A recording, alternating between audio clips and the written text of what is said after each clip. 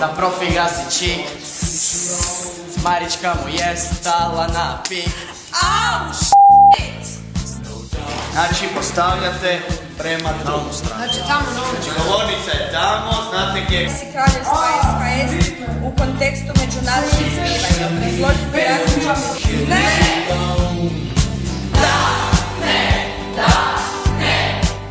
Moja osobna motivacija za rad na ovoj predstavi zapravo je vezana uz jedan od mojih najvećih hobija, to su kvizovi. Ja volim kvizove, kvizoman sam, idem po njima, ali nažalost imam velike rupe u znanju u pojedinim područjima i disciplinama. Zašto i kako sam ih stekao? Kroz školovanje. Naime, kad si mlađi, kad si u nekakvoj osnovnoj i srednjoj školi, dosta na to kako razmišljaš o svijetu utječu naravno i nastavnici.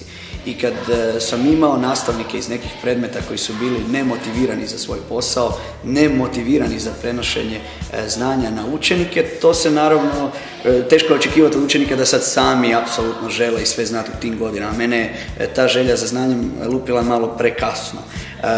Tako da evo, sjećajući se nekih svojih školskih iskustava i to koliko toga sam propustio tada kad sam imao vremena, puno više ne znam za čitanje knjiga, gledanje filmova nego što imam danas kad moram raditi, to me vratilo u te dane i sjetio sam se koliko taj pristup nastavnika zna biti kriv.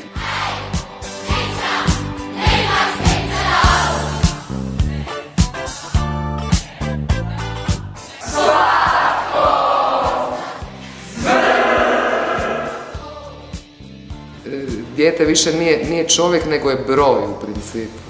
Znači ono postaje broj, ono što je najvažnije je znanje, nekakvo činjenično znanje, odgojna komponenta uopće ne postoji, niti se ocjenjuje, niti se procjenjuje, tako da ti možeš biti ono lažljivac, ne znam, ono zločest, ovakav, onakav, ali ako si ti u principu znaš to neko gradivo, ti ćeš dobiti odličnu ocjenu, a zapravo šta će biti s takvom osobom dalje? Kad sam ja išla u školu, samo su rijetki išli na instrukcije. To su bili stupani i glupani, mislim, takozvani stupani i glupani.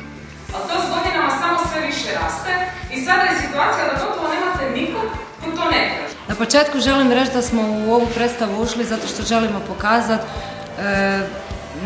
nedostatke školskog sustava na neki komičan način.